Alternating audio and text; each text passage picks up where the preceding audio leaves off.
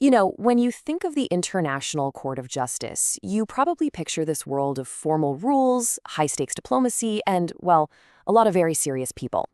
But what happens when a deeply personal, messy human conflict just explodes right in the middle of all that?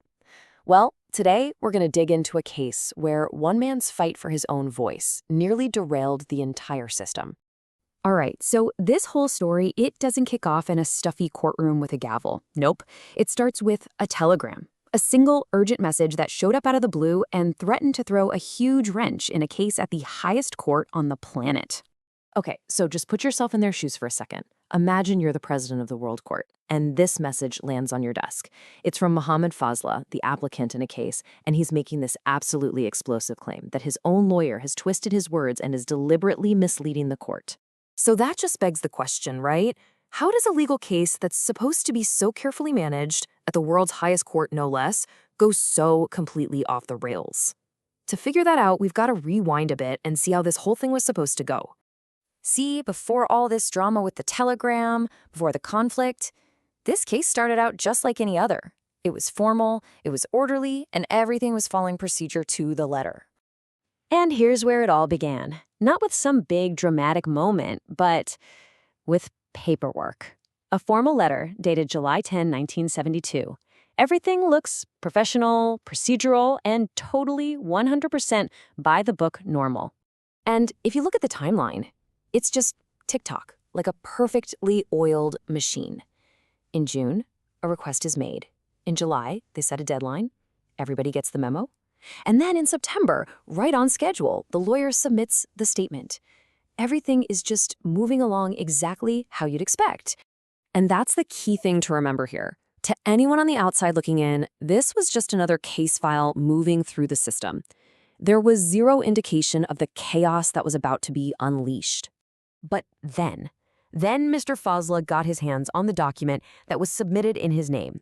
And that right there is when everything blew up. I mean, you can just feel the shock in his words here. This is from a letter he wrote just a couple of days after that telegram. Seriously, think about that for a second.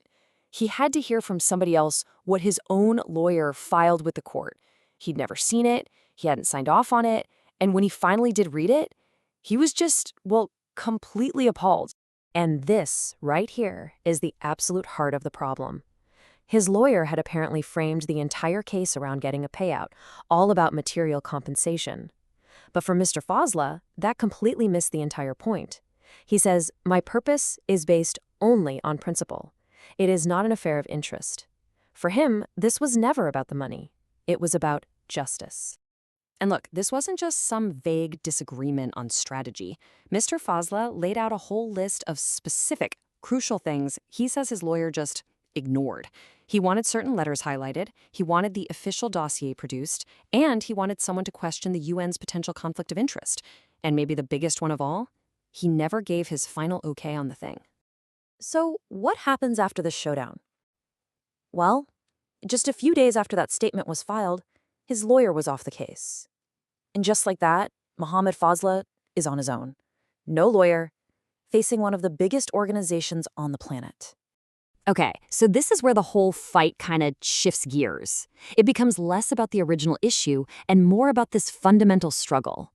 It becomes this classic story, right? One person standing up against this huge, faceless system.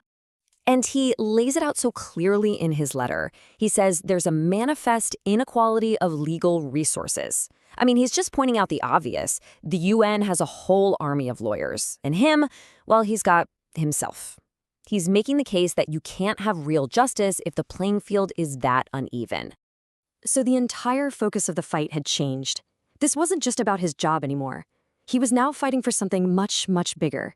This core idea that everyone, no matter how powerful or powerless, deserves a fair shake under the law. So he writes directly to the court and just puts it all on the table. He says he can't afford to keep up with the UN's legal firepower. He warns them that a major injustice is about to happen if he can't get his side of the story out properly. And then he asks for something pretty audacious. He requests that the court itself appoint him a new, independent lawyer. I mean, this put the court in a really tough spot. A completely unprecedented one, actually. It had this official legal document, but the guy it was supposedly from was screaming that it was all wrong. The whole system had just ground to a halt.